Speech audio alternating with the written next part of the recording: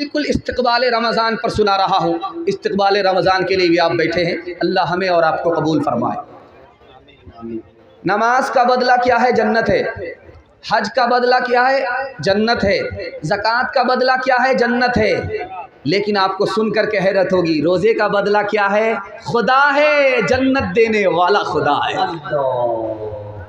एक बात हैरत अंगेज़ है, रमज़ान से पहले गुनाह होता है, शैतान खुला हुआ है। रमज़ान आने के बाद शैतान कैद हो जाता है, तो फिर गुनाह कैसे होता? बड़ा शैतान कैद होता है, छोटा शैतान आज़ाद होता है।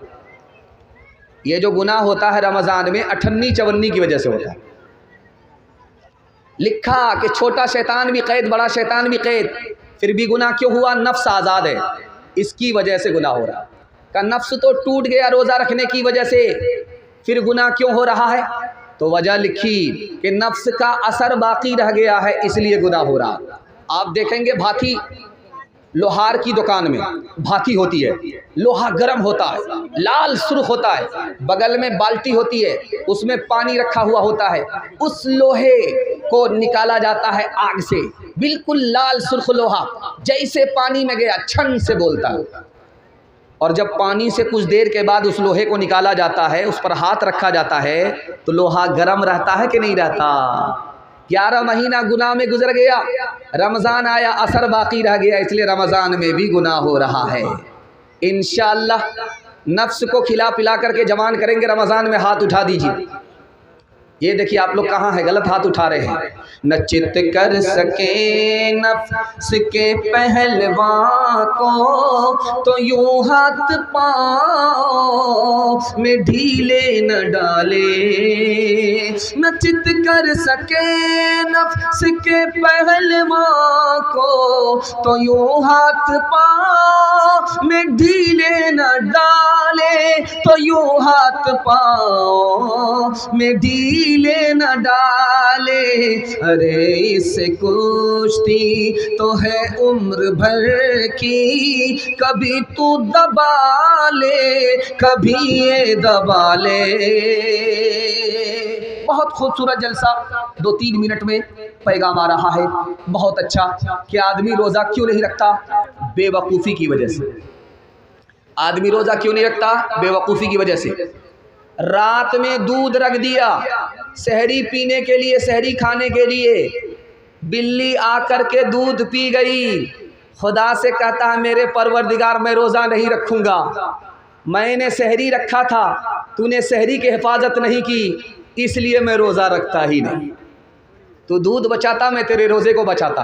दूध बिल्ली उड़ा गई, तेरे रोज़े को मैं उड़ा देता। बेवकूफ़ी, रोज़ा नहीं रखता। सुन रखा था कि जैसे ही चांद देखोगे रोज़ा रखना पड़ेगा।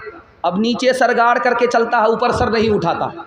जैसे ही पानी में पेशाब धोने के लिए आँख खोल करके पानी को देखा, चांद नज़र आ गया, का चौपट हो गया। कितना बढ़िया प्लान बनाया था कि रोज़ा नहीं रखना है, ये चांद देख लिया, पूरा महीना रोज़ा रखना पड़ेगा। बेवकूफ़ी की वजह से आदमी रोज़ा नहीं रखता। खुद रोज़ा नहीं रखा, बच्चे ने रोज़ा रखा। 10 साल का बच्चा, 12 साल का बच्चा रोज़ा रखा। क्या कहता? बेटा रोज़ा मत रखो, कमज़ोर हो जाओगे। बेटे ने रोज़ा तोड़ दिया। अब बेटे को तो गुनाह नहीं होगा, ये बच्चा है, इसका नाम अमाल खुला ही नहीं। लेकिन गुनाह किसको होगा? इस बदनसीब बाप को होगा, इसके नाम अमाल में बच्चे का गुनाह लिखा जाए। इसलिए हाथ जोड़ करके आपसे कहते हैं, बच्चा रोज़ा तोड़ दे, रोज़ा रखे, कोई फ़र्क नहीं पड़ता। लेकिन अगर रख ले तो आपको कभी नहीं कहना है बेटा रोज़ा तोड़ दो। तीसरी वजह, आदमी रोज़ा क्यों नहीं रखता? गुस्ताखी, नाफरमानी की वजह से। अल्लाह को भूखा मार करके क्या मिलता है? रोज़ा वो रखे जिसके घर में दाना नहीं, इस्लाम से आदमी खारिज हो जाता है। चौथी वजह आदमी रोज़ा क्यों नहीं रखता? चालाकी, कम हिम्मती, हिम्मत हार करके बैठ गया। अगर सर्दी का रोज़ा रखता, दिन छोटा होता, रोज़ा रख लेता। गर्मी का रोज़ा है, 15-15 घंटे रोज़ा रखना पड़ेगा, मेरे बाप से नहीं होगा। हिम्मत हार करके बैठ गया। इंसाफ से बताइए, रोज़ा रखना अगर मुश्किल है, ये 10 साल का बच्चा कैसे रोज़ा रख लेता है? बच्चे ने हिम्मत किया, रोज़ा रखना आसान। बच्चे का बाप हिम्मत हार गया, रोज़ा रखना मुश्किल हो गया। इंसाफ से बताइए, आप सहरी कब खाते हैं? सुबह सवेरे। सुबह सवेरे सहरी खाते, पेट में दाना रहता है, पानी रहता है 10 बजे दिन तक, आपको भूख नहीं लगी, प्यास नहीं लगी, ऊपर से नहा लिया, पूरा बदन ठंडा हो गया, 12 बजे दिन तक आपको भूख प्यास नहीं लगी, उसके बाद सो गए, दोहर का वक्त आया, अब आपको भूख लग रही है, प्यास लग रही है। अल्लाह के बंदे कितनी देर का रोज़ा है? असर के बाद तो मगरिब ही है। हिम्मत करो, रोज़ा रखना आसान। और बहुत से लोग चालाकी की वजह से रोज़ा नहीं रखते। ठीक शाबान ख़त्म हो रहा है, एक पोटली दवाई ख़रीद करके टेबल पर रख लेते, बीड़ी पीते, हुक्के का बहाना, दिल का धुआं निकालते। समधी ने पूछा रमज़ान अब बीड़ी पी रहे, क्या कीजिएगा? शुगर अलग है, प्रेशर अलग है, दवाई पीना पड़ता है। सबसे धोखा चलेगा, अल्लाह से धोखा नहीं चलेगा।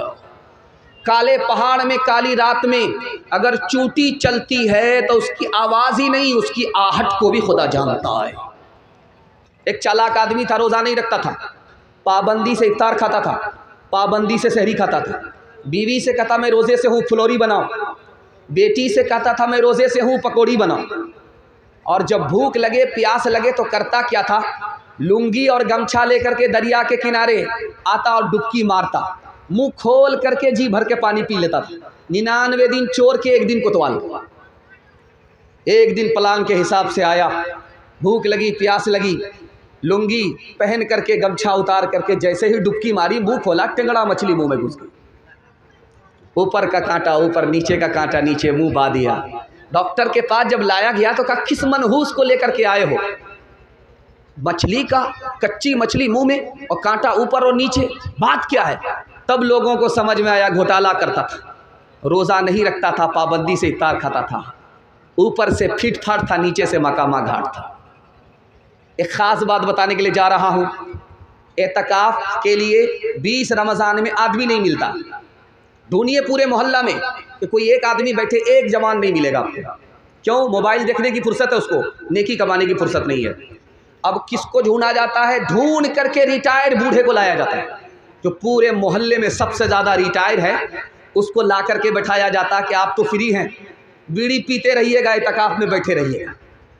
अब उनको लाया जाता है। जो बूढ़ा अपना बोझ नहीं उठा पाता, उसको किराए में लड़के बिठाया गया है पूरे मोहल्ले का बोझ उठाने के लिए। मुसलमानों ने एतकाफ़ का तमाशा कर दिया। और हमारी तरावी कितने दिन में ख़त्म हो जाती है? 10 दिन में। तरावी कितने दिन में ख़त्म हो रही है? 15 दिन में। अल्लाह का बंदा, ये तरावी ख़त्म नहीं हो रही है, कुरान ख़त्म हो रहा है। तरावी तो चांद से शुरू होती है, चांद पर ख़त्म होती है। ये ख़त्म कुरान हो रहा है। 20 रमज़ान से पहले छुट्टी हो गई, कोई भी नमाज पढ़ने के लिए मस्जिद में नहीं आ रहा है, बाज़ार में कपड़ा ख़रीदने के लिए जा रहा है, मस्जिद में नहीं आ रहा है। रात आई शबे कदर की 21वीं को, 23वीं को, 25वीं को, 27वीं को, 29वीं को, और ये बदनसीब अपने दामन को नेकी से भर नहीं सका। धोबी के गड्ढे से बदतर रहा, न इधर का रहा न उधर का। एक ख़ास बात, रमज़ान में तरावी के लिए कमेटी बैठती है, प्लान होता है, ऐसा हाफिज़ चाहिए जो रेला हाफिज़ हो, रेला, एक दिन में दिल्ली पहुंचा दे, राजधानी हो, शताब्दी हो, तमाम अंधों में काना राजा। एक हाफिज़ आ गया, उसने कहा आप लोग तरावी सुनना चाहते हैं? कहा हाँ। कहा कितने दिन में सुनना चाहते हैं? कहा आप कितने दिन में सुना सकते हैं? कहा एक दिन में आप हमारे पीछे आँख बंद कीजिए, हम आपको सीधा दिल्ली पहुँचा दें। बोला नहीं, बहुत भारी हो जाएगा, 3 दिन में ख़त्म कीजिए। पहला दिन आया 10 पारे हो गए, दूसरा दिन आया 20 पारे हो गए, तीसरा दिन आया तो ऐलान किया मुबारक हो, तरावी ख़त्म। एक आदमी पीछे तरावी सुन रहा था, उसको सूरह यासीन याद थी। उसने कहा पूरा कुरान पढ़ दिया, सूरह यासीन नहीं आई, ज़रूर घोटाला किया। यालमुन तालमुन करके दिल्ली पहुँचाया। कहा हाफिज़ साहब बुरा मत मानिएगा, आप लगता है घोटाला किए हैं, आपने यालमुन तालमुन करके कुरान ख़त्म किया है, सूरह यासीन तो नहीं आई। तो ये समझ गया मेरी चोरी पकड़ी गई, अब ये निकलने का रास्ता तलाश कर रहा है। ये कहता आपने बिल्कुल सही कहा, मैंने जानबूझ करके छोड़ दिया था। सूरह यासीन जिंदा पर नहीं पढ़ी जाती है, मुर्दा पर पढ़ी जाती है। अगर मैं खड़े खड़े पढ़ देता, आप लोग खड़े खड़े होते तो सब लोग घोलट जाते, सबका जनाजा उड़ जाता, इसलिए छोड़ दिया था। मुसलमानों संभल जाओ, संभल जाने का वक्त आया। बहुत सोए हो तुम, अब होश में आने का वक्त आया। बहुत सोए हो तुम, अब होश में आने का वक्त आया। जला डाली थी तुमने कश्तियाँ उम्बलोस के साहिल पर, मुसलमान फिर तेरी तारीख दोहराने का वक्त आया। जहाँ से 300 जहाँ से 313 चले थे तुम मुसलमानों, उन्हीं माजी की राहों पर, उन्हीं माजी की राहों पर पलट जाने का वक्त आया। उन्हीं माजी की राहों पर पलट जाने का वक्त आया। ख़त्म तरावी में ज़्यादा होंगे, सूरह तरावी में कम होंगे। हाथ उठाइए इंशाअल्लाह। ये देखिए हाथ उठाने वाले कहाँ हैं? ये ससुराल में है कि पिंडाल में है? ज़रा इंसाफ कीजिए। ये कन्या के भी मामू है, दूल्हा के भी मामू।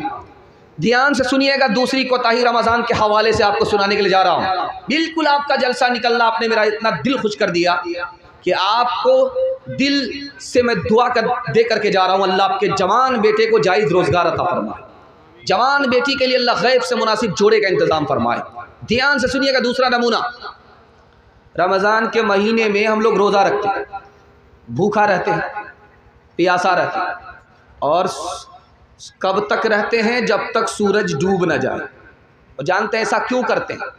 ताकि हमको गरीब पर रहम आए कि भूखा आदमी कैसा लाचार होता है, प्यासा आदमी कितना बेबस होता है। हमने रोज़ा रखा, सुबह से लेकर के शाम तक भूखे रहे, प्यासे रहे, और गरीबों पर हमें रहम नहीं आया। हमारा रोज़ा बेअसर हो गया। और जानते हैं हम फितरा कब निकालते हैं? सीधे ईद के चांद में फितरा निकालते हैं। अगर गरीबों पर रहम आता तो आप पहले फितरा निकालते। और फितरा में आप क्या दे रहे हैं? साड़ी दे रहे हैं, लुंगी दे रहे हैं, गमछा दे रहे हैं। अगर आप गरीबों पर रहम खाते तो आपको पैसा देना था।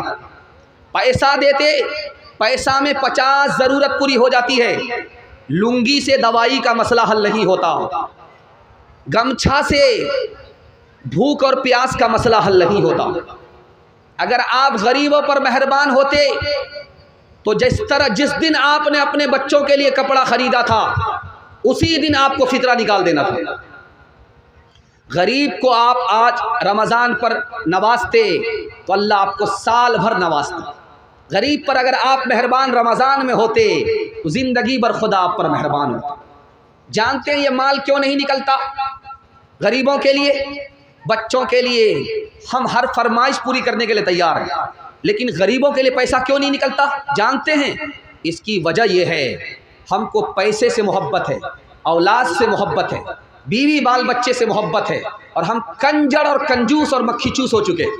इसलिए गरीबों के लिए हाथ जेब में तो जाता है, लेकिन जेब से पैसा लेकर के बाहर नहीं निकलता।